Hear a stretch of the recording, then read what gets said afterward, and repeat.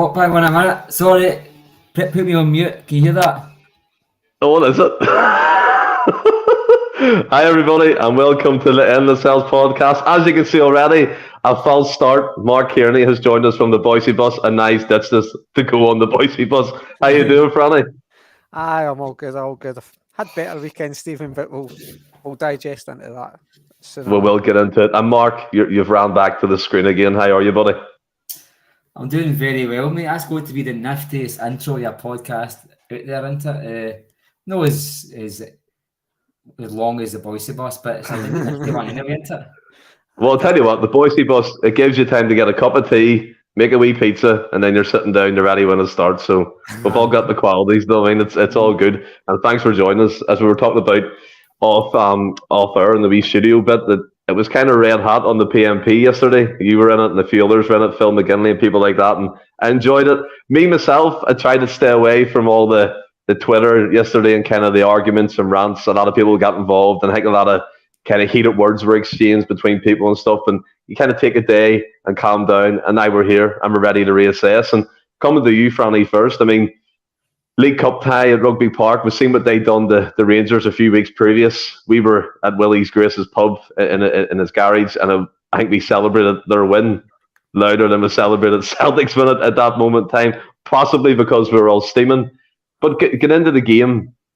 It's weird because I don't know what it is, right? We know Brendan's back and we're all happy. Mark, I know you especially. You're amazing for, you know what I mean, top of the world that he's back. And I've never quite got the feeling. I don't know what it is, but it's not like, wow. I'm just like, yeah, he's back. He's coming back. Business, Brendan's back to do a job. And you expected yesterday at Rugby Park for anybody else to come out, do the job, but it wasn't to be. And just to touch upon the starting lineup, the Rocky and Lagerbilk were in, especially Lagerbilk. He came in out of the cold for his first start.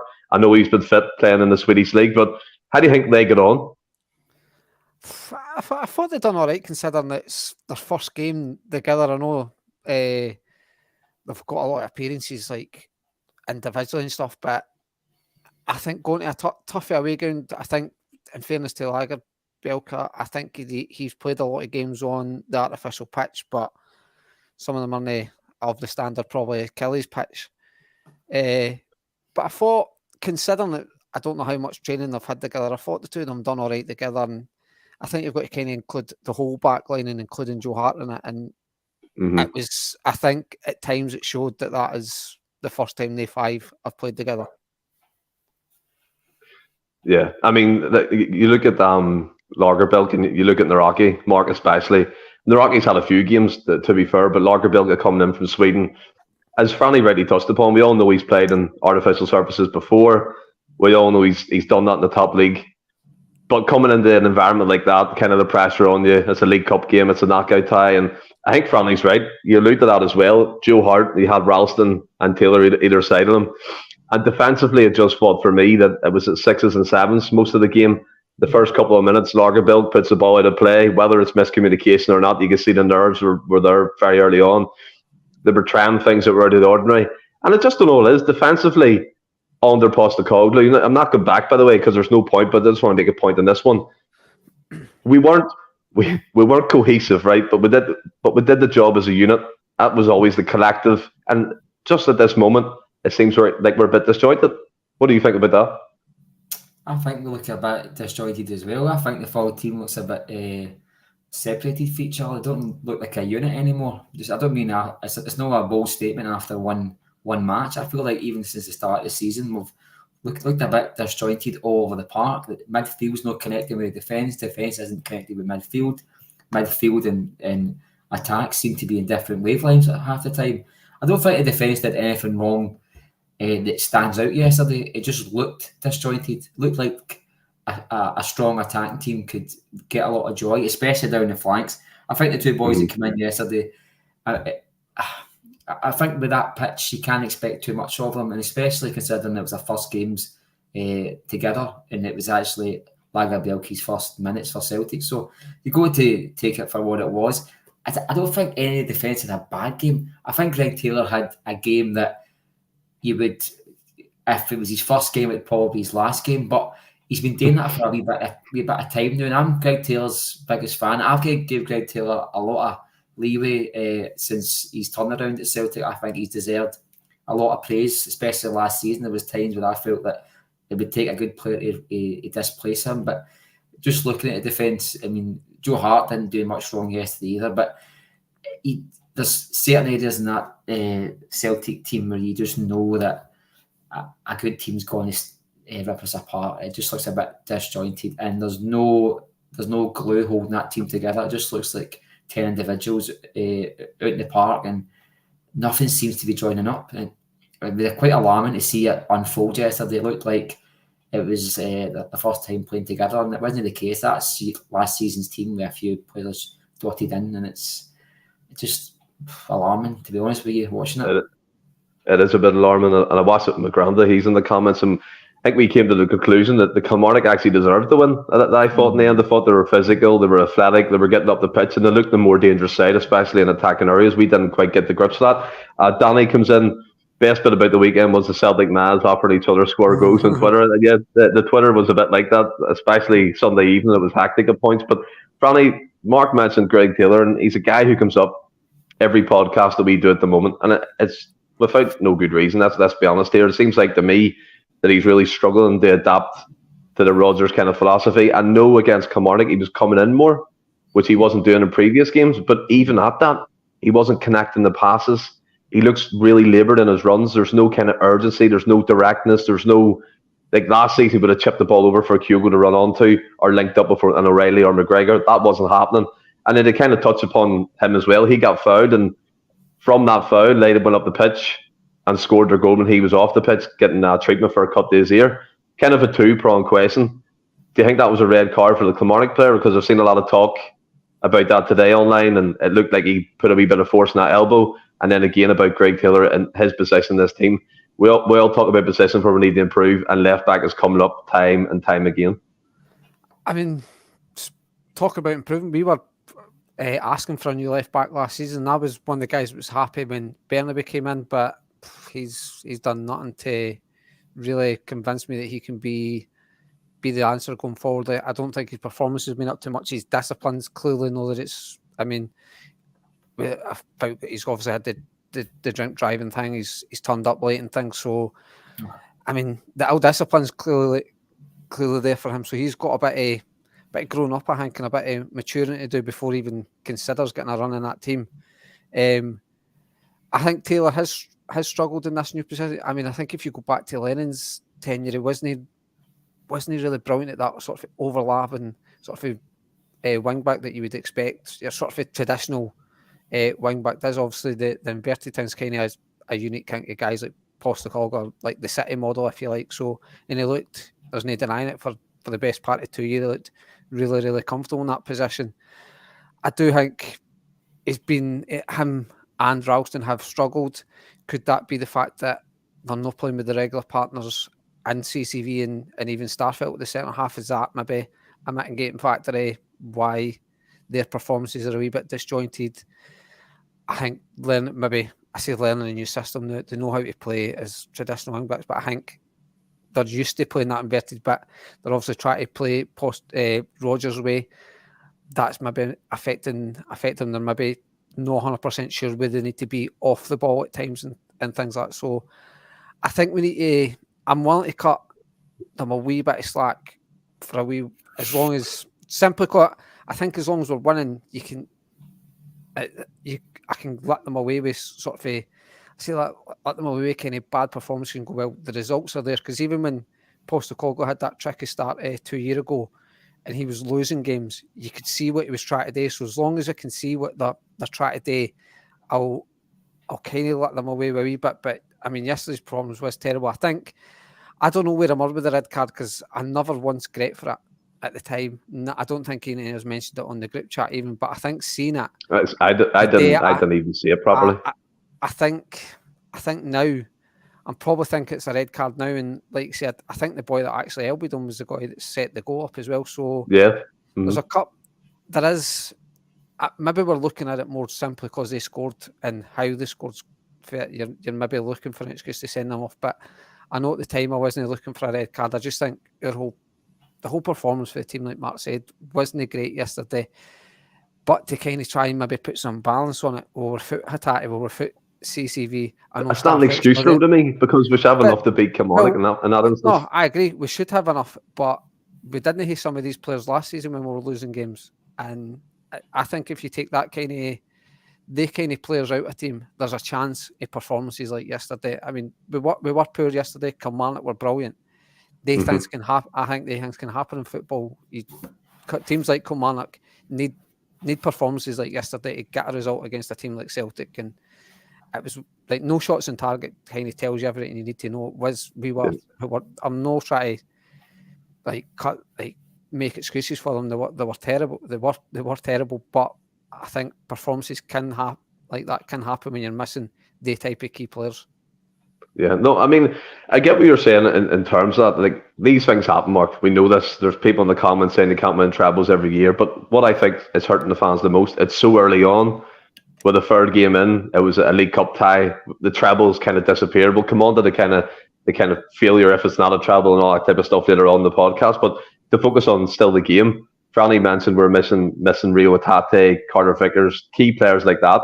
And I've seen that online again, kind of batted around as not an excuse, but a factors in to why we maybe didn't win the game. But I look at this and I'm going, any of them players that started for us yesterday would be a shoe-in for Kilmarnock.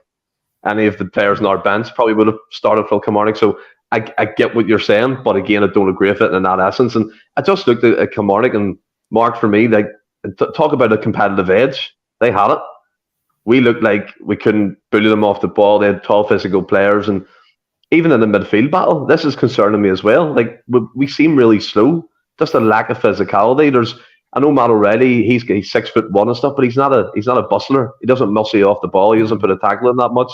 You look at McGregor, games are passing him back at the minute. Do you know what I mean? And Home came in yesterday. He did okay, nothing to write home about, but it was his first competitive start, so you probably put him to the side in this argument. But is that a concern for you? And Franny mentioned it, no shots on target. The attacking edge was gone.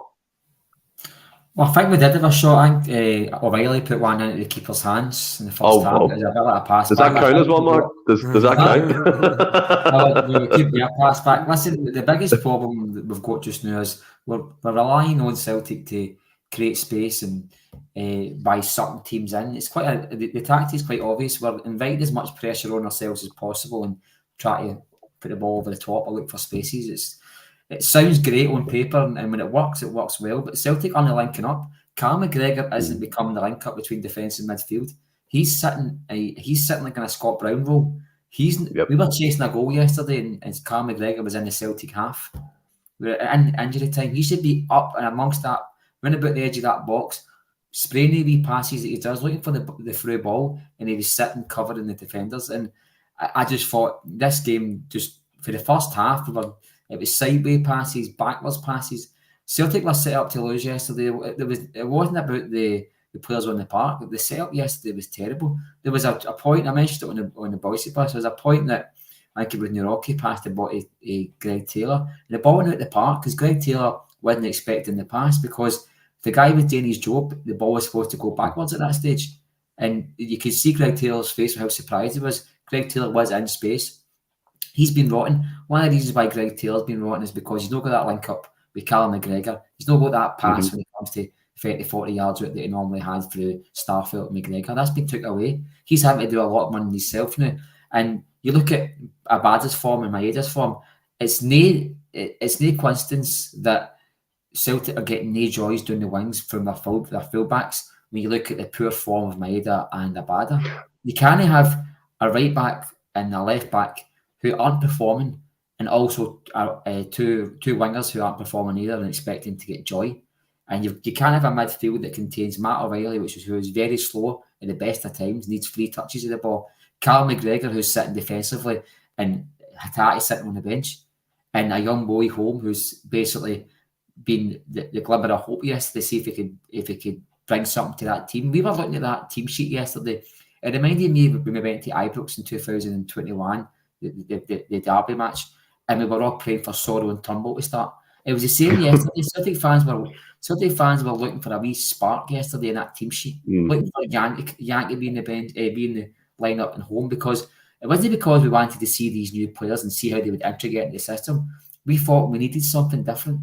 And if you're into game 3 and you're already pessimistic about the levels that players are getting at, and also the desire in players who want to leave the club getting game time, like Haksabanovic, then you wonder to yourself, what's going on behind the scenes at the club? Because just quickly before we move on, just in case I forget this point, see if Brendan Rodgers is using the media post-match to at least put pressure on the club itself regarding signings. If that was even 50% what he was trying to do there, and I believe it was, that tells you that the relationship is already broke down.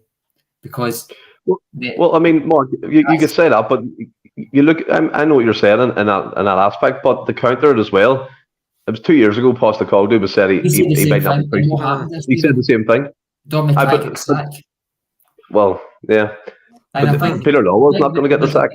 No, I'm sorry. Well, I think he did, because he took a job. He left. He took a job a couple of weeks later back in the SRU. And if you're on garden leave, you don't take a job because you lose your salary. So it tells me that there's a termination of contract there, and that only happens if you get the sack. No, I meant Peter Lawwell. I didn't mean Don McCarthy. Oh, sorry, I know Don. Lawwell back in. You know, there is a theory going about, and by some prominent people in the podcast world, who and they kind of ridicule like any idea that Celtic are getting pulped for the back with Peter Lawwell. Don't think for a minute that guy who was the most influential figure this century at Celtic just came in and just started hanging his jack up and just sitting at his desk. He'll be in, checking the top drawer, Michael Nicholson, checking out what's going on, help make decisions. Oh, I tried that once, don't try it again. And Celtic's philosophy under Ange Postecoglou, he was replacing players before we even lost. Like Jackie Marcus was replaced with Johnson was replaced with for Juranovic. Then the players left, right? We're now 10 days for the window closing, and we've still no really replaced Jota, who left 2 months ago or whatever it is. Who is leaving on a free? That's mad, by the way. He's away. He's leaving us. And do you know, this is the thing that's bothering me as well. I know we're going to get into the transfers. So we've got players like Callum McGregor speaking about, and Joe Hart last week, how the players are just trying to get this system knitted together, and they're not quite there yet.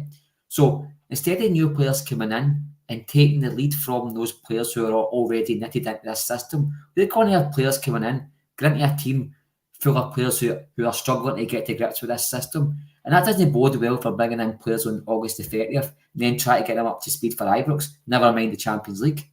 It just, any manager, including Brendan Rodgers, wants to get their players in as early as possible. And you can also counteract that by saying the best players that we can get are probably only going to become available to August 31st. Well, don't do an Eddie Howe.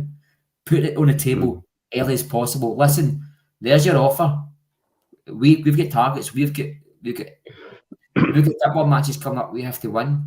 And the first derby of the season is very important. The first cup of the season can be important, and the Champions League opening fixtures can be important. You don't gamble on them by waiting until August the 30th for another Skepovic to say no and then say aye an hour later. It just doesn't work that way. Celtic should be being a forward-thinking club. Nobody ever goes forward in business by taking 2 steps back.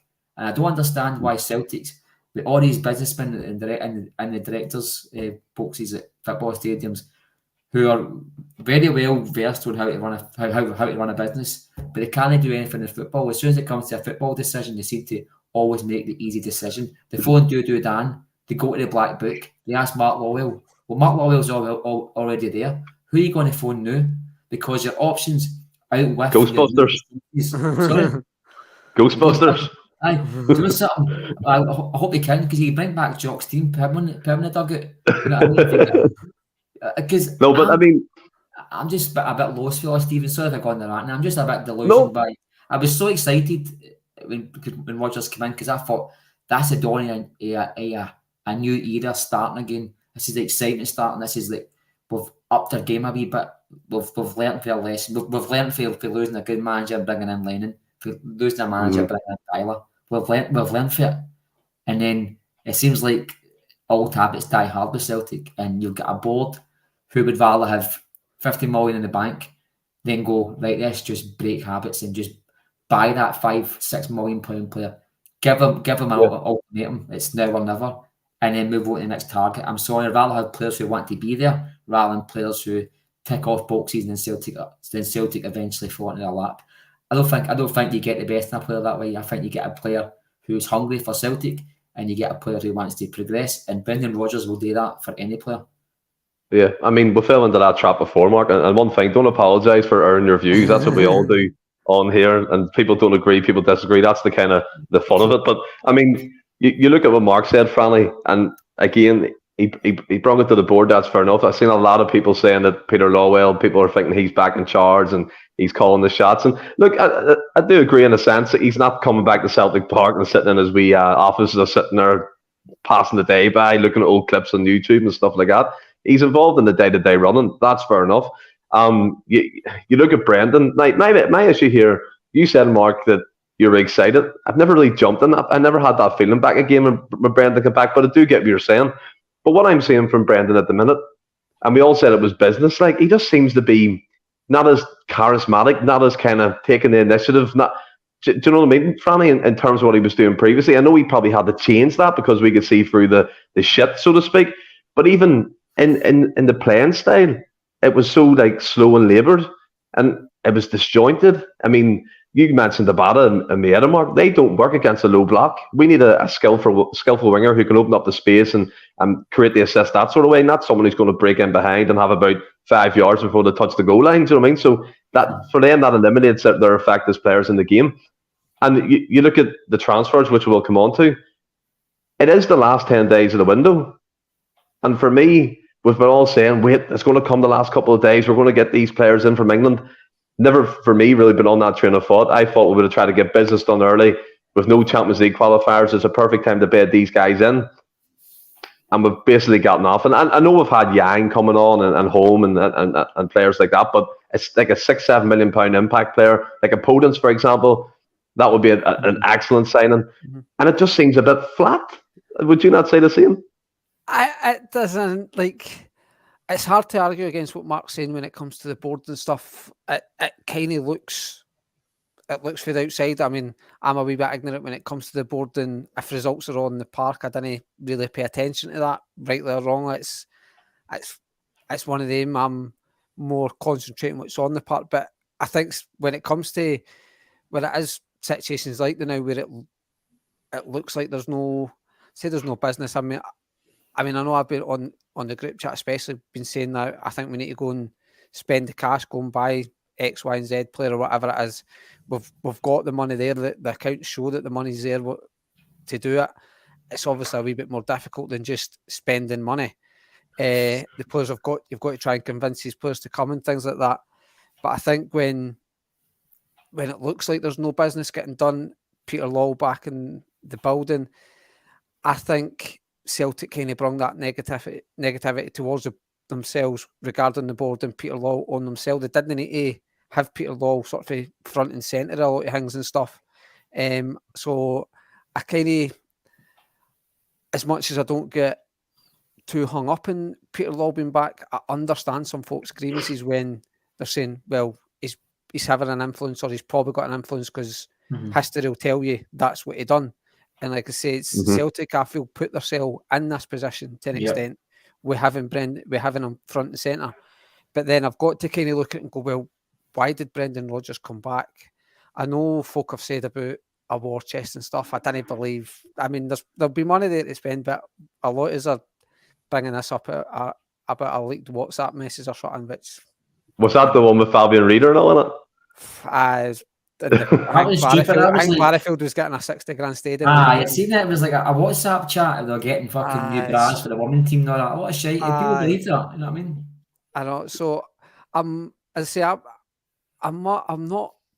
trying to stay calm with the transfer window, Stephen, and just go. I know it's no ideal, especially with the derby match so soon after the window shutting. I'm hoping that they are looking at your Podences, your Dyers, your Tierneys, these names that are mentioned, and whether we like it or not, will have better offers than Celtic probably on the table. I know what Mark's saying that it's you shouldn't have to. It should be like, but there's your offer. We can't be mucking about. If you didn't want to come, right, we need to move to the next target. In an ideal world, that kind of it makes sense. But I think we need to. We might be doing that. We might not. It might be just we have just got to have to play out, and it'll be bringing a wee bit of mayhem and transfer deadline day. We're just rushing deals early line, which I agree isn't great with the Derby game in the Champions League so soon around the corner. But as long as maybe you can keep churning at results and maybe no great performance, but get the wins and get these guys in and bed them in. But it's I'm willing to cut them some slack now, just simply because the window's still open, and then go come February 2nd or whenever it's shut, go, right, if they've no brung anybody in, go, well, what way is actually doing then? I mean, I agree, like, obviously Ange got a lot of business done early, and I think a lot is we're excited with Brendan Rodgers because, like Mark said, we've improved. We've not done the easy thing and went for a Dialer type boy. We could have went and probably got Maresca if we wanted, who could turn out to be a top manager. But when all the names that were there, Rodgers, I think, if you're not picking Rodgers out of all the names mentioned, then there's just something seriously wrong with you for me. Like, it was the best candidate for the job, and I think it's the first time in God knows how long Celtic could essentially strengthened to a position of strength with just off the back of treble. We've lost a good manager, I believe, in Postecoglou, but then we've went and got Brendan Rodgers, and you're like, well, the board mean business. And it just feels like like, I don't think we've really made that statement signing yet, which I think a lot is expected. And I think that going back to the Peter Lawwell doesn't really help when he's more visual. He's actually at games and all that now. He's coming out for unfurling the flag and things. I don't think that's Celtic's PR has been great of late. I don't think that's been great with what they've been doing with Peter Lawwell. Yeah, I mean, see as well, obviously there's a lot of talk about the board, right? We know what they're capable of, so to speak, and I also seen the picture of them all together in Rugby Park, and it looked a bit like, I don't know, it just looked weird, all them in their wee grey suits and that, and I think you shared it, Mark. I think that's where I've seen it. But if we talk about Brendan Rodgers for a second now, again, this was always going to be divisive among the supporters, and the first sign of trouble is when you get the cracks and you get the fans who didn't want him in the first place, kind of turning up that heat, turning up that pressure. And I've seen it myself, and it's in the comments as well. A couple of people saying it. Michael Ross, Patrick McLaughlin, kind of worried about his demeanour and things like that, which is fair enough. Now, obviously, we're not questioning Rodgers here, right? He's put 3 games in. We've lost 1. We're 2 for 2 in the league. 7 goals scored and stuff like that, which is okay. But in isolation, Mark, you look at it, and like Franny said, why did he come back? Because there's a couple of things that are in the back of my mind. Surely he's not coming back under the remit that he just has to deal with the players that we hand him, which he said on Friday, but then he changed tact on Sunday and said he wants experienced players in with match winners and quality because that's what the team needs. So there's 2 different versions there. He doesn't seem to me like he is, I don't know, how would you describe this? As I said before, the kind of charismatic, enthusiastic guy he was before. I don't know if that's because, again, he's maybe not self-conscious about how the support perceives him the second time round, but maybe kind of shielding himself away from the shit he might take if shit hits the fan. And what I've seen, again, from this defeat is people saying, get him out. It shouldn't have happened. He's not interested. Blame it all on the board, which is fair enough. But where do you stand on the Brendan Rodgers type argument? Because again, it's burning high here in the comment section. Well, they're fucking morons, to be quite honest with you. You don't get rid of a manager, even if it was Neil Lennon after 3 games, unless it was gone catastrophic. I mean, we've saw Celtic regress in so many ways on the park. You've got Carl McGregor sitting back, and we've spoken about it probably at nauseum on this pod and on Twitter and the rest of it, so we don't need to get into it. But the guy is a winner, you know what I mean? He's proven at Celtic he's a winner. It's not like we've brought in somebody and we've taken a chance on him. I think the guy's come back because he left under a dark cloud, and he's sat many a nights. He's a Celtic fan, you know what I mean? There's no kid on who's not a Celtic man. Even when he was getting a lot of stick for being a kid on Celtic man, he spun a few yards. But the other day, it's a pantomime being a football manager. You need to play the role, and I think sometimes at life, you don't always get a second chance to come back and correct your wrongs. And I think Celtic here have definitely thought to yourself, if this comes up again, I'm going to take it, because I don't want to be remembered as the guy who fucked off and left Celtic in the shit. I don't care. I mean, it's people mention the fact that he's egotistic and all the rest of it. You tell me one football manager that doesn't want to be standing on the touchline, clapping the fans and taking the adulation, taking the songs, and you get these stories about him and his Gucci belts and all the rest of it.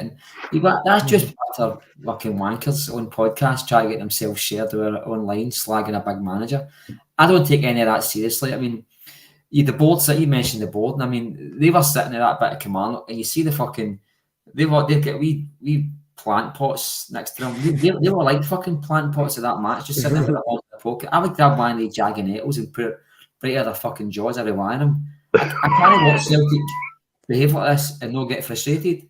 You think to yourself, the people at that game yesterday, right? You can't really hear the atmosphere through the telly, but they must have been spitting feathers in the way Celtic were playing. And that board, this isn't COVID.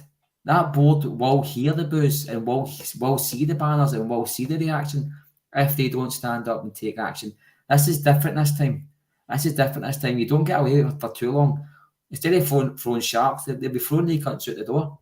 We can't behave we can't pretend we're a world-class football team, Stephen, and then behave the way we're behaving off the park. Because it looks to me like we've got a black book with a couple of names on it, and when that goes dry, we're running out of options. And you can see Brendan Rodgers looked a bit dejected after that match yesterday. I think he feels like, I mentioned it at the start of the show, if he's mentioning strategies and players and this, that, and the other, that tells me that there's not a lot of harmony behind the scenes. That tells me that something's broke down already.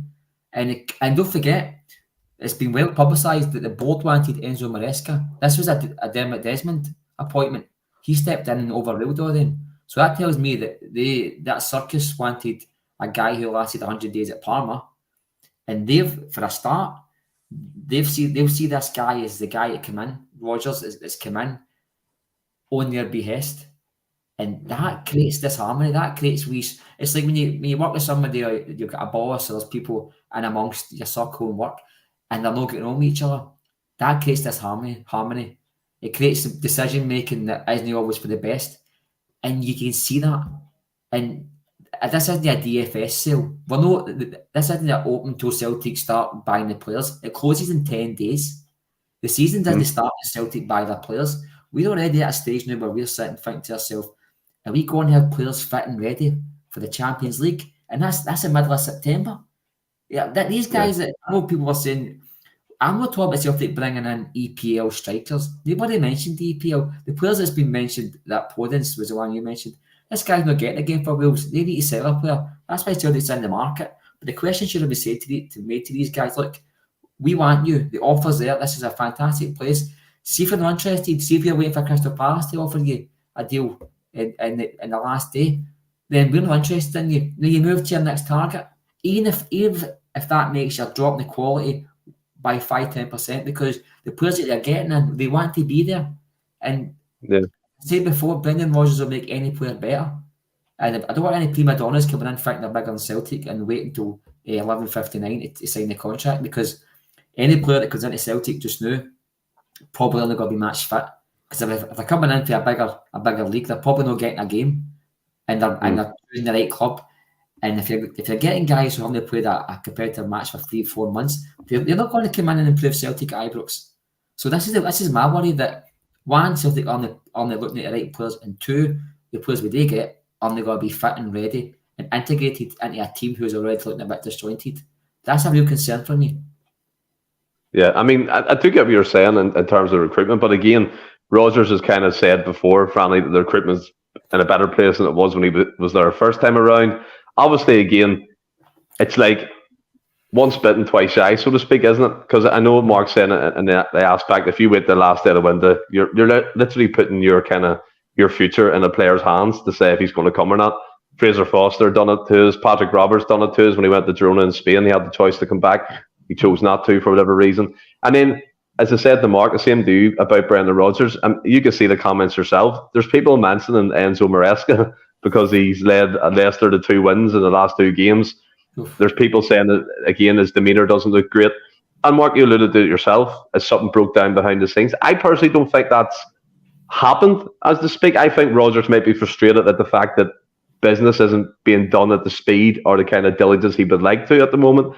But the reason why I feel secure in that, Postecoglou said that before, and then it started kicking in this play. We were getting Carter Vickers, got Yada in at the last day of the window. So stuff could happen. But on Brendan Rodgers, Franny, again, you said it yourself. Why did he come back? As you can see, people are questioning that already this early on. And this was always going to happen. I said to you earlier in the group chat, any kind of crack, any loss, it will be heightened times 10 because of what happened previously. And it will give the excuse to the other supporters who didn't want him in the first place to kick up the fuss. And I think we're seeing that happening a bit. And I think we're totally seeing that. As, like you say, I can see the comments. It's interesting, folks saying that they didn't want Rodgers, hearing that like they're not necessarily saying they're writing Rodgers off, but they're unhappy with his return. His heart's not there. They're questioning how his demeanour and body language after 3 games, but then try to back Maresca after 2 games, saying we should have brought Maresca, and it's like, well, that doesn't make sense to me. At the end of the day, it's how can you write one guy after 3 games and you're making a judgment on another guy? Was the right decision after 2 games? It does make sense. But Rodgers, for me, I maybe call it blind faith or whatever you want to call it. I just feel like he's came. I do question why he's came back. I don't believe he would come back to work under the sort of same remit. I believe that he's came back, not necessarily saying we're going to get a John McGinn, a Castagna all the time, but if that's the type of player that he's identified, he's not going to end up with a Jeremy Toljan and a buddy, was it Malumba we brought in? I'm hoping he's not come under that remit. I think he's maybe a wee bit humble pie in the sense of how the transfer policy is working. The fact that, look, we will be bringing players in. This is kind of our model, so to speak, moving forward. We will be buying these type of players, but I think they need to. I'm hoping they've got to kind of offset it, like balance it off a wee bit with then going, maybe getting your guys at 6, 7, 8 million, maybe even 9 million, and that's not necessarily looking at them to make a profit on transfers, but you'll maybe make money off them in shirt sales. They might take you to that extra couple of games in Europe or the Champions League, so they make their money that way, and then your kind of your younger boys like your Yang, your Holmes, tell us that's where you make that's kind of where you make your profit on and stuff. So I'm hoping that's what I'm hoping that Rodgers has came back. I know Lennon came back and it was sort of it was like a diet version of Lennon. He just accepted the cards he was dealt. If we've got to sit and say Rodgers has got a big ego, I know. I don't think Rodgers has got to come back and accept the cards. I say he'll accept the cards he's dealt with, but he'll have some pushback and he'll say, well, I accept that's how you work now. But like I say, if I want my John McGinn, if I want my Castagna, you're no rocking me up with Malumba for Kilmarnock and Jeremy Toljan on a 6-month loan deal. That's kind of what I'm hoping for, Stephen. I'm still kind of hanging on to that way. But as I say, if next week or in a couple of weeks when the transfer window's shut, and if we're sitting with the players all we've brought in, and it doesn't look like we've tried to get guys in, I think that's when a lot of folk will then maybe not necessarily question Rodgers on the back of that, but it'll be interesting to see Rodgers after that. If that were the case, I think the fans, there'll be a lot of discontent within the fans and stuff then. But I'm still kind of similar to Mark's pal Bhoys. I'm a wee bit zen with thinking. I don't think Bhoys is saying though. I watched him tonight. I don't think he's as saying as he was. But I mean, in terms of obviously what's happening at the moment, again, I find it interesting with these comments. People just divide it, and I like seeing that because it creates debate, and that's what we're looking for on a podcast. Kind of keeps us going too. But we're talking about players coming in, Mark. Let's talk about players who are already there, and some of our key players, starting with McGregor, hasn't been performing up to the levels for me he showed previous seasons. Right, there could be a number of reasons for that. Brown Warrior has come in and he said it's the formation change. He's not being used as that kind of dropping in between the centre half, starting to play. it seems to be a part of it too, or else he's just isolated away from everybody, like you said. In the last couple of seconds of the Kilmarnock game, he was down towards where Joe Hart was, and instead up the pitch trying to advance the team that way. To me, he looks really, again, like Taylor, a bit laboured, maybe carrying a bit of weight. I don't know if anyone's picked up on that. Me and Ross think so. He looks like he's carrying a bit. And he doesn't, for me, he doesn't look himself. He doesn't look comfortable. Yeah, he's our captain, but again, no one's immune from criticism. And I think even since pre-season, it's kind of passed him by. The Aberdeen game, he got ragdolled in parts of that game, and this is what I'm talking about. Rodgers said this when he first came in. He wants physicality in the midfield. So far, apart from Kwan, who's a development player in my opinion, we haven't got anyone of the physical aspect in there. And for me, if you're helping McGregor in that kind of pivot, you need someone there to do the dirty work. Oh, definitely. I think you're right about Callum McGregor. I think Brown Warrior's spot on. I think when you're nullifying Callum McGregor when you're playing him so deep, he has to be that link up for midfield to your strikers. He's got to be that man making the passes, hovering outside the box. You know what I mean? And if you've not got Callum McGregor playing that way, you're taking away his best attributes. You know what I mean? Awata, no. Water. He is. I gave that guy so much time. I thought, right, he looks exciting to me. He's player of the year in Japan. It turns out he was another one who got a lucky bag. I don't know. Some of the players that go to Japan. I mean, in his defence, he's not played much in midfield. No, he's no. But I like Awada. I like it. I was looking forward to seeing him play, and I was sticking up for him honestly. And do you know something? This isn't Make a Wish Foundation. When you get to a Celtic jersey and you get on that park, no matter what position you're playing it, you need to conduct yourself the right way. And I don't think he's played one good game for Celtic. And that's just my opinion. Hopefully God he gets minutes. But what you've noticed is, even when it was getting sticky last season towards the end, and this season, he's not getting any game time at all. And that tells you there's something else that we don't see. Maybe he's not doing it in training. Maybe he's not good enough. I dare say there's players in the squad and in every club in the world that when they buy them in with the right intentions, but when they see them in training, they can see them at the level that they should be. Like some players just have excellent seasons and then sometimes fall off a cliff. Awata, I'm not saying that's the case with Awata. I'm not having a wee joke with how bad he is, but I'm just saying what I've seen so far, and I don't think it's this season's going to come down to necessarily what Celtic do after part with the signings. It could come down to how we use the players we've got. If we're signing good players and not playing in the positions that they should be, then we're asking for trouble. And so why do you think Cal McGregor then's regressed? I think he's trying to turn them into Scott Brown, mate. I think he's trying to Scott Brown because you remember, like I always the picture I've got of Scott Brown is Kieran Tierney going forward and Scott Brown just slotting in and covering the defence. And I look at Cal McGregor, he's doing the exact same role, and that could be why you're seeing Greg Taylor's formed up as well. I mean, there is a 2-3 year partnership that's been formed, and it's been broke up a wee bit by no players leaving, but by being used in different ways.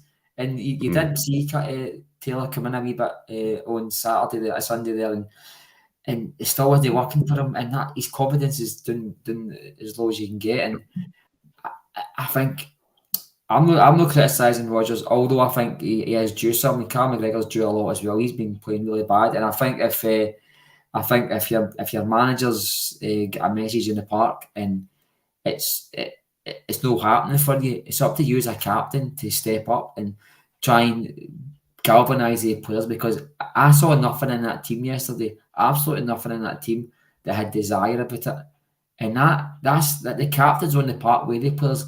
Oh, you see it a lot. Boys going out for a throw-in or a free kick or whatever, and you see captains talking to players and geeing them up, and he was doing that quite a lot.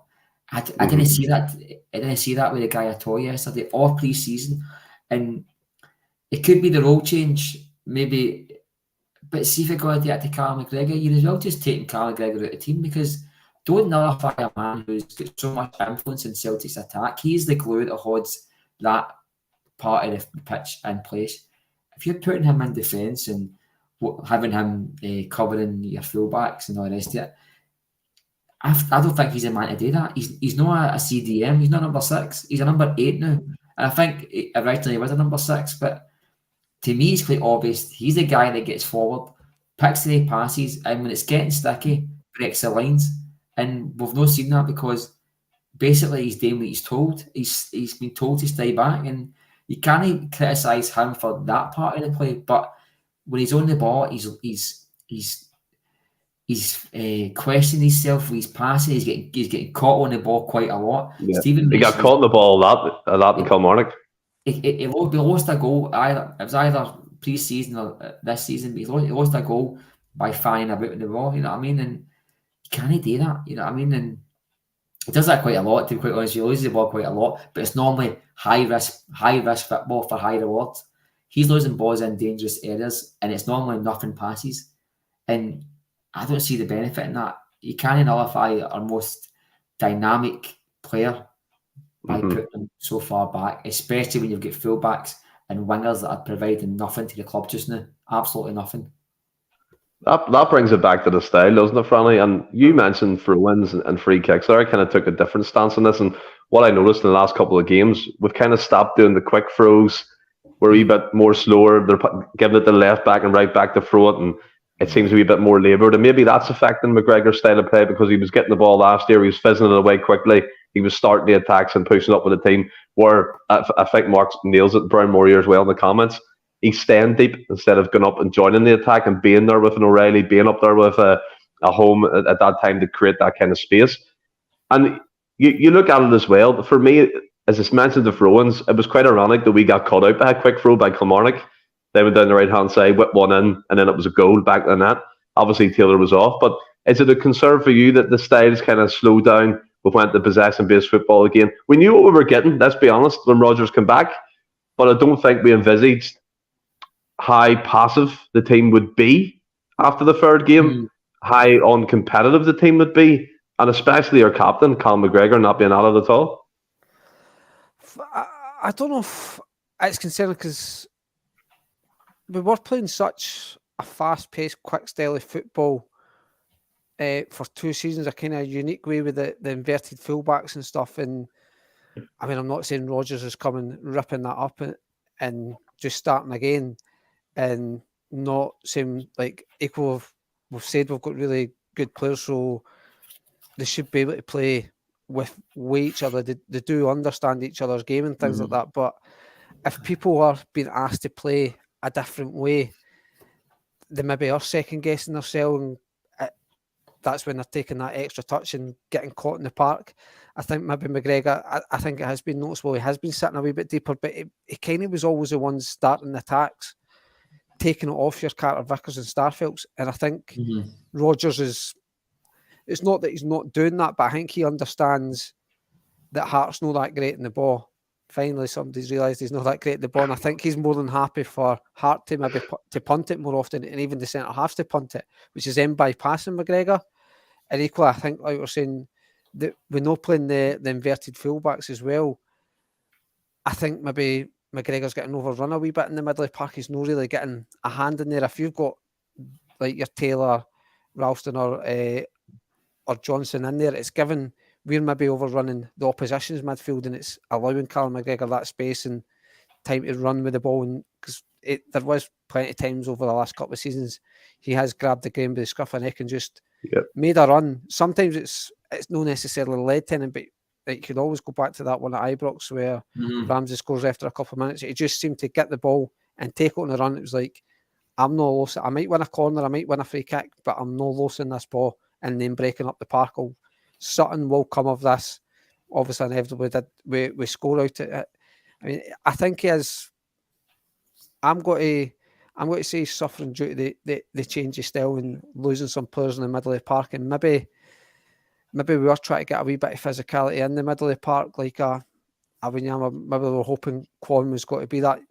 I think maybe Awata could be that, but it's interesting how I've not heard anything about. We seem to hear about everybody else being injured, and I've not heard about him being injured. And he hasn't really featured at all in pre-season or so far. And I think if we can maybe get somebody a bit of physical, a bit of legs in there, it might help McGregor and get him pushing forward. But I think he might be struggling with the new system. But for me, I don't think anybody's got to deny he's a good player. It might just be one that he needs to just play through it and regain his form. But it can't be devoid any criticism. He hasn't been great so far this season. Yeah. I agree with Strange of the Doctor in this instance. Popping the ball up park, just hands possession to the other team. I don't understand why we're doing it. There's no one there to aim for. I get the whole kind of they were pressing us up high, but again, we should be good enough to get out of that press. And Anthony Dunn, all new systems take time to get properly used to. There's always going to be teething issues. Gutting going out of the cup, but being honest, I'd rather that than drop points in the league. People are of that opinion as well. Obviously, people think that, and the league's the bread and butter. We all know that, Mark. And we talked about players there. And again, we talked about it earlier, but it's the last 10 days of the window. Rodgers post-match, this team needs match winners, this team needs quality. In your opinion, where do we need them match winners, and where's the quality going to be drip fed in? We need a left back, left winger, a right winger, somebody to link up the play, a number 10 perhaps as well. We're needing strength over the park. Is it a rebuild? Yeah, basically, but you can't. I think it's lazy to say we need match winners when you've got guys like Kyogo in the park. You know what I mean? Guys like McGregor, who's capable of popping up with crucial goals. Abada, Guinea, Turnbull, although Turnbull's fucking, I mean, fucking kind of Red Bull in him. But it's lazy to say that. As I said before, I think a lot of players are taking time to get into this system. Anthony's right. That you don't just click into the system straight away, but we're also being fed the line that it isn't much a system change, it's just a wee tweak. To me, the system is draw in as much as possible, then break through the lines. But we're not getting through the lines. Looks to me like we're punting it. The long ball shouldn't be that option, it should be an option. And it feels to me as if it's going to be, even now about the Ross County game, at half time, I was saying to my dad, I said, it looks to me like the long ball is the first decision. You know what I mean? It's not like, don't get me wrong, we've all sat and said, Kyogo's got his horn in his hips, he's making runs and not getting picked up every time. Maida's got the pace to get in behind.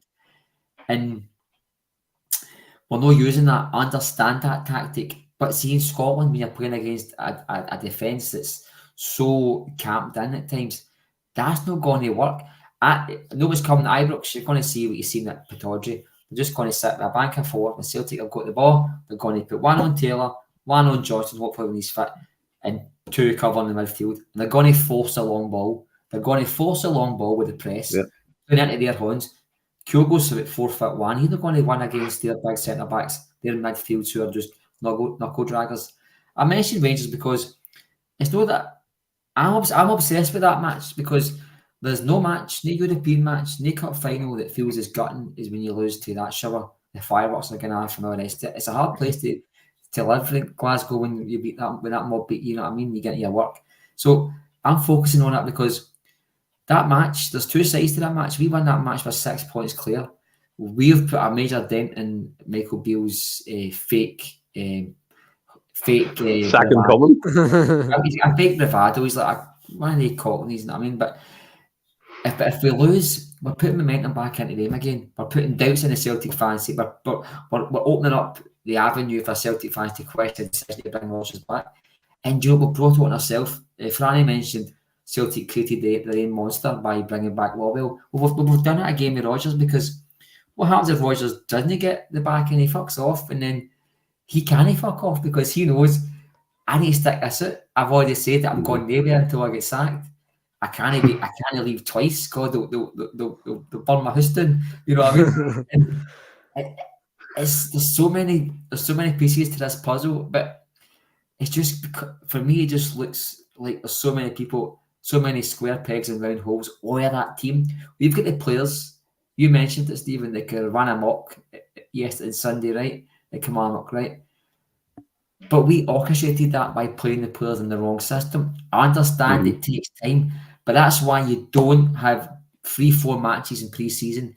2 in Korea, 2 in Japan, 1 in Ireland. We should have had 3 or 4 more home matches. We should have been playing opposition a lot more close. We should have been getting as much game time as possible. Instead, we're globetrotting to sell some jerseys in Japan, whose fans are going to desert us the minute that Kyogo leaves, the minute Maeda leaves. They're not going to desert us.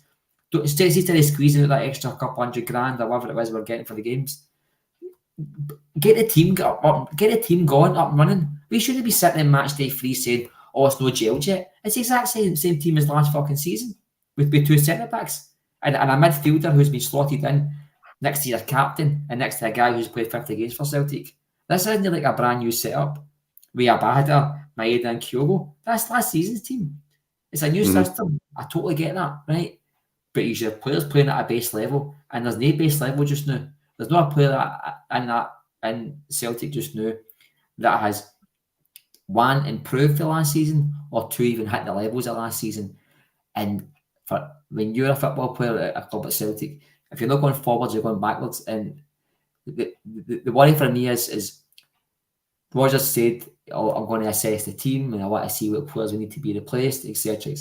That's fine. But see the players that we knew need replaced in the last day of the season last year are the same ones that need replaced just now. Nothing's changed. We all know the areas that needed changing. What worries me is they've had all that time, they've had all that space to get the right to make moves in the market. Surely God we're not sitting the new with 10 days to go, still thinking what positions we need covered. Unless we lose, unless another Jota happens, that happens to clubs, right? Unless another Jota happens, we should have our targets lined up. And 10 days to go, I mean, how many times have we sat at 6:30 on transfer day? Oh, we're going to get somebody in, or is it going to be beat on at the back, the Champions League qualifiers? And this has happened to us time after time after time.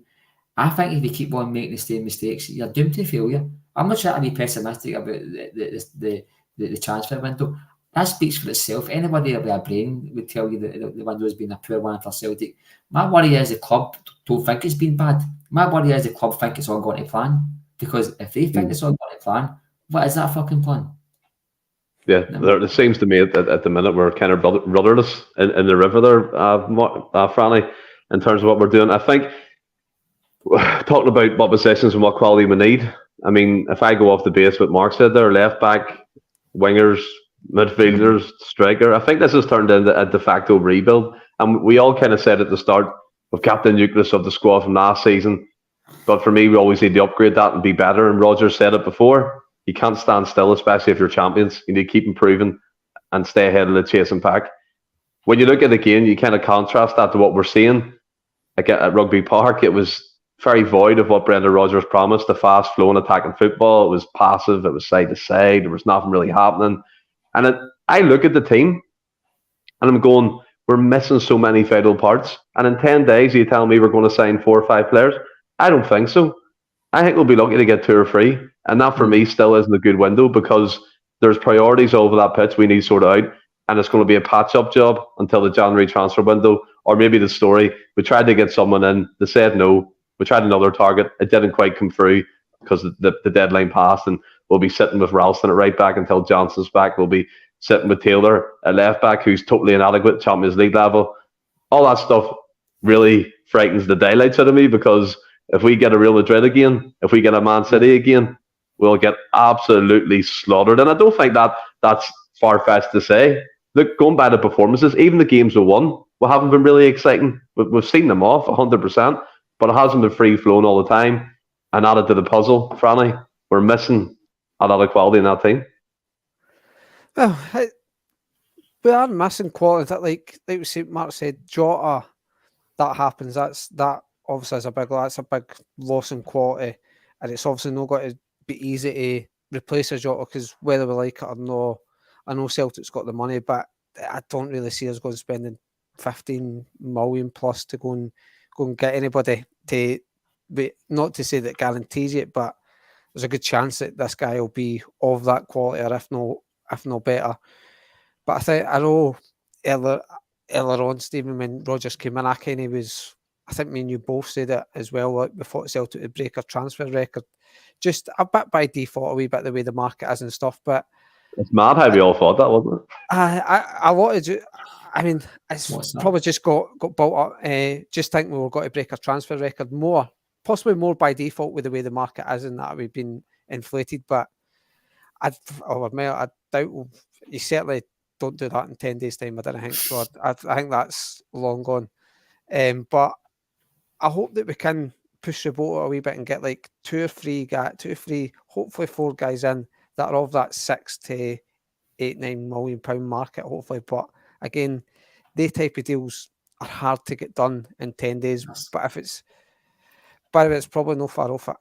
Stephen's right. See if we got that in, that would bring the excitement back to the fans. And I think when you look at that, I think we all agree the same thing, that we need that quality. It's just, I think it's what the name is. I think we all accepted, like, as much as I think Yang looks like he could be a very exciting player, might be a better player. Home looks like a player. I think the initial signings were squad padding, and low averages, one or two of them might turn out to be actually really good players. It's just the way it works. They probably will be, but I think after that, and Narovsky was maybe the first one. Again, maybe by default, because it was because of the transfer fee, that we maybe looked at and goes, well, that's got the hallmarks of Brendan Rodgers. But again, that could have been an Ange one. But I think it maybe the fact that Starfelt left so soon, I think that probably was more a Brendan Rodgers or the mark of Brendan Rodgers type sign. I think after that, we just thought, right, that's when we're going to go and buy, maybe spend a wee bit more money and get first team ready players, guys that are going to go straight into that 11 to make it better. I think that's all we wanted. I agree that it's probably might not be the easiest thing to do, but if they're, again, I know I've said we might be waiting to the very last minute, but the very last few days and stuff to try and get these deals done, because it's maybe just we need things to play out, but it's a big gamble if you're doing that, to be fair. It is a massive gamble to be dragging it out, especially. I think what maybe as well is affecting it is the fact that the Rangers game so soon after it, and Mark's right, you can't argue we're probably not going to buy guys. I mean, highly unlikely we're buying guys for the APL and things like that are playing week in, week out. Certainly names have been linked to aren't they playing week in, week out. So how fit, they might be better quality players, but no, everybody can just turn up and play on the day and they'll be good. People hark back to Juranovic and Johnson, who made their debuts at Ibrox and were really good, but low averages, it might not happen. I'm still holding out hope that we will go biggish in the market and get a few boys in, but I do think we need to strengthen the defence, like at left back. If we can get a right back in, great, but I'm okay with Alston deputising. I'm okay with that one. I don't think the drop off's as bad for Johnson to Ralston as it is for Taylor to Bernabe. So I would ideally like leave Bernabe alone. The both of you. Leave him alone. That guy's probably the worst thing that's come into Scotland since COVID, mate. Trust me, Mark. He'll be first choice by Christmas, buddy. Look, Franny, what were you saying? Ideally, I would get a striker like a big somebody off a Giakoumakis ilk, but it's got to be hard to kind of get a guy in there that's maybe knows he's got to be second fiddle. You maybe need to get somebody that's maybe 32, 33-year-old that'll kind of know their position in the team and stuff. I think we need a left winger as well. That probably a centre midfielder, maybe. It's a whole new team. And then sounds like it, doesn't it?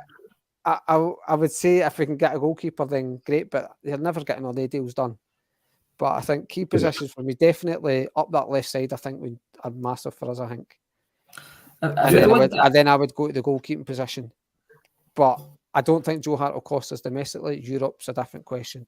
But if that's true about Narovsky, that might change a lot of things, and we'll certainly need to go and get some sort of centre half if he's out for a period of time. Whether that be a 6-month loan or a 12-month loan, we'll need to do something. You can't go to Ibrox with Kobayashi or Scales or Awata sitting in there. I think with the last time we went in there with that sort of defence, you see what happened against a poor Rangers team. That, do you know, the Rangers game, we're going to be playing against Rangers with 30 fans, with a referee that's going to try his best, VAR, so we're already up against it. Celtic's only ammo is to turn up with the best version of themselves, and you don't do that when you're playing the way you're playing and set up to fail by no big and players. Franny, the moment's passed for Celtic to buy players for Ibrox and the Champions League. I think The biggest fear for me is that we stick with Joe Hart, we stick with left back, we stick with a left winger, and we sign players just to pad the squad out again. If the model's buying 21-year-olds for 3 million, okay, it's better than projects for 1 million, 1.5 million, but it's still projects. We need oven-ready first 11 players. We're not saying that we need somebody to cover Turnbull or O'Reilly. We need somebody to replace them. If I want us to go sign a new contract, good. But see if he's not going to care to fuck. And it's the same with Abada as well. I just don't understand this. Now, last season, Abada was second choice. Now he's categorically first choice, and he's not good enough to be first choice. Maeda needs replaced. We all know that. But there's nobody in that team that's got to replace Maeda. He's a workhorse, but he's watching him play football is like watching a Wayne kick a balloon at a wedding. It's just no what you want to see. He's there, isn't he? It's never... He's either on top of the world or he's under the ground. I don't understand it. I think I said last season that Angie's team is identical to one man's vision, right? We've got a manager in that's got a totally different philosophy for Ange, and it's shown in the players. There are no players suit certain systems, and one thing about Ange is he scouted these players right to fit into players that he knew would fit into that system, identical to that system. And my fear was when Ange went that we're going to be left with legacy players that are only going to fit into that system. And the first thing Celtic did was give guys like Maeda 5-year contracts. You know what I mean? And you go, right, what are you protecting there? Because there's no a queue of folk trying to buy Maeda.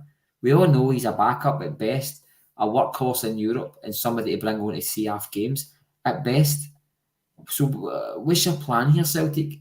Surely you're not protecting an asset there, because that isn't somebody that people are queuing up to buy. A good World Cup doesn't make you a superstar unless you go in that window. That's past. That moment's past. His peak chance of leaving Celtic is past. If he was going to go, he would have went that window after the World Cup because he played some good games. But he's long forgotten the memories of a boards over the world that watched him play well. So just a weird strategy. On the part looked disjointed. After the part looked like a disgrace. And the guy in the dugout looks dejected. And I tell you something, the fan base are just feeling really let down by a board who took money off us, made a campaign with the slogan "We're all in," and then did the exact opposite. We went for, as I said, we don't stop to we don't start. And I think every Celtic fan is feeling it just now. I really do. I feel like we've got a lot of things that we should be feeling good about. We've got a good squad, I feel still. We've got money in the bank, and Celtic are sitting on their arses and sitting with that money in the bank rather than investing. We all knew it was coming. We all seen this coming, really, at the back of our minds. We all knew this was coming. But it makes it worse when you know somebody's going to shaft you and they end up shafting you. And 10 days to go, we've not got a keeper, we've not got a left back, a left winger, a striker backup, we've not got a number 10. What if the plan was to leave it to the last couple of days? And I'm sorry, that plan doesn't fit into the model of a team trying to go into a season in September with Tynecastle, Ibrox, Easter Road in the Champions League. What are you setting yourself up for? Because it seems to me like you're setting the manager up to fail. If we win games, we win trophies the last 20 odd years, it's been in spite of your board, not because of your board's moves. We win things in spite of your board at a lot of times, because there's not been one Celtic team that's been improved. Martin Hill took us to the UEFA Cup final, and his reward for that was Stephen Pearson, and that was his reward. You know what I mean? So much so that Gordon Strachan got 3 in a row. Instead of rewarding him and giving him a team that could build a 5-6 year domination of Scottish football, they let the team settle and just stagnate, and Rangers stopped it and won 3 titles in a row themselves. Champions League campaigns for 9 years without any 10 years, without any competition really, and they qualified for 3 of them. That's on the board getting into matches with Near Beaton at the back, season after season. Owen O'Connell playing in Champions League qualifiers. Sviatchenko, God love him, playing in Champions League qualifiers. Guys like Johansson, who was dying to get the club, playing in qualifiers for Celtic under Rodgers the first time. And Celtic repeat the same mistakes because all habits die hard. This is a Celtic board that's no changed in 17 years. It's just musical chairs, as Bhoys said. Nicholson was a financial lawyer. Now he's a CEO. Lowell came in as the non-executive chairman. Now he's the chairman, which happened very quietly. Now he's front and centre. You don't have an ego that size and walk into Celtic Park and not get involved in the everyday decisions. I'm just frustrated. I thought 24 hours would have calmed me down. That's what I was going to say. You said before to be fair, right? I think that's the beauty of it. You see the different sides, doesn't it? People react in different ways to the situations. Obviously, the board issue, something that's happened to Celtic for years and years. Since I can remember as a wee boy, people were complaining about the board. We do it on a daily basis. You know what I mean? It's like you look at Lawwell, he left, he came back, non-executive chairman, now he's doing the flag days, now he's at Rugby Park. And he's like, you're right, you're not hiding it no more, buddy. You're front and centre. Chris Mackay's been the financial director for years. Michael Nicholson's come into that role. Mark Lawwell's the chief scout. So there's a lot of things in the background. We'll never probably know what's happening, but we're not blind. We could put two and two together and maybe like, there's something going on there. But just quick fire, because we've got a lot off our chest tonight in the comments as well. It's like a therapy session in some sort of way. But coming straight back at you, Mark, the treble's gone. And I remember at the start of the season, when Rodgers first came in, there was a lot of people saying the treble's the benchmark we need to aim for, because obviously we won the world record of treble, we won 4 in a row trebles, quadruple trebles, which never really gets talked about, by the way. It's kind of left in the past, like it never happened. But is it a failure to you that we haven't won that domestic trophy? And then again, is a bit of perspective needed where trebles can't be won year in, year out? I don't expect treble, Steve. I don't think many Celtic fans expect that. If that's the benchmark, you're going to be disappointed. We only won 3 in our history up until 6-7 years ago. So this just shows you how hard it is. I think losing the cup game yesterday, I don't think I've seen many folk complaining about losing the cup. That's really annoying. That's really frustrating. It was the manner in which we lost it that's created all the anger. I think losing the League Cup so early and the way we did, and probably going to hand it to Rangers, that's a sickener, because I think the first trophy, it lays a wee bit of a marker.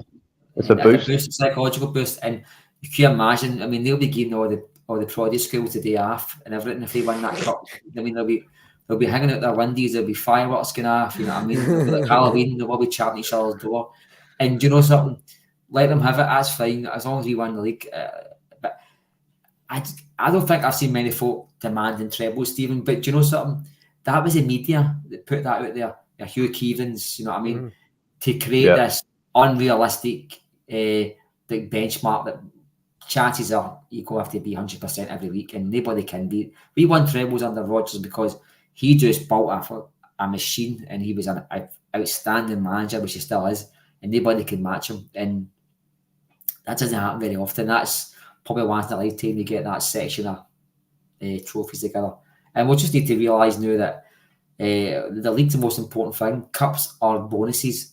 But for me, the league and Scottish Cup would do me fucking lovely. Europe, I can kind of write that off. I really can write that off, because we're not going to finish third to a team like that in the Champions League, are we? No, mate, that's what I'm saying. Things need to be improved for that. But same to you, Franny. Not that the people were demanding it, but like you said, Mark, it was portrayed in the media that if it didn't happen, it's a big, massive deal. People obviously jump on that, but like, yeah, that's right. 5 travels, 7 years, whatever it was, world record, incredible achievements by the club. But I think Mark's right, and Anthony here, no one expects every year league locked up, and it's almost, you look at it as we're the victim of our own success, really. I mean, we've done this, we've made it the normal thing. We've been the dominant force of Scottish football. The media can't come to terms with it. The referees can't come to terms with it. Opposition managers hate it. VAR hate it. We're going to come back. It's not like we can't come back from this. We haven't dropped points in the league. We're 2 for 2. We've won both the games while they've lost one. So effectively, we still have that wee gap there. Treble, are you disappointed or not? Not disappointed not to win a treble, because, like you just said, it's madness to think if that's the barometer of success, then, like Mark said, we'll be disappointed a lot, because as much as we've done it a lot recently, it's a very, very hard thing to do. The disappointment for me is going out the cup so early, and like you said, the manner of performance, if it come back over it, it's a manner in which you go out. You never like going out a cup final without really what looked like any sort of fight or something. There just didn't seem any dig or any fight in that team, and it's always disappointing to lose any game of football like that. But I think the whole no winning a treble is no success. It has been. It has every fucking time, aren't they? It did start for Hugh Keevins. He said simply because Rodgers won every trophy when he was here. If he fails to win anyone, it's no success, and it's just nonsense just to drive up debate and kind of get a narrative there for in case situations like what happened yesterday that you go out the cup and didn't win it. For all the folk that kind of doubted Rodgers' return and stuff, it's just feeds all that and fuels it up. But like you said, if the league's the bread and butter, you win that. Especially, I think next season we need to qualify for the Champions League, but there's obviously more money with the extra games and stuff. So the league's the bread and butter. Domestic cups are a bonus after that. Like Matt said, if we walk away with a domestic double at the end of the season, I'll be more than happy. Europe, it's up in the air now. It's like you say, I would not be confident of doing any damage in Europe with this team, but it's hard to. I could probably sign about 10 boys at like 10 guys at 10 plus million, but you end up with a absolute horrendous group. I think once we know the draw for the Champions League, I think it'll be fair to assess what I expect out of that then, because I'll know the team we've got in terms of if there's any more incomings or outgoings, and then also we know what we're facing. But ideally, if, like you say, win the league, hopefully pick up the Scottish Cup, and I think we need to try and get out the chat. Ideally, try and get out the Champions League group. Obviously, great if you finish second and progress in that, but maybe drop into the Europa and try and win some knockout ties in a European competition. Yeah, that would be success for me. That would be success for me. But I mean, if we win the domestic double and like blow the league away, I think that is a level of success. But I think we need to start making inroads in Europe. And also on a light note as well, Paddy Lavery, big shout out to my first grandside, Meave, who was born on Saturday. Great buddy. Congratulations as well. Hope you have a wee beer to celebrate. And then obviously as well, coming to the end of the podcast, I just want to touch upon a few things. We've peaked at 120 live tonight. That's fantastic for us. We'd appreciate that and people staying with us. Hit the subscribe button, shares among friends. So I mean, we're a channel trying to grow. It's all about Celtic Football Club. And I want to address as well the Super Six, the leaderboard at the moment. If it comes up on the screen. At the minute, Kevin Gallagher's went up into the first place on 22 points. Alistair Jack dropped to second, 18. Mark Robinson has moved up to third on 17.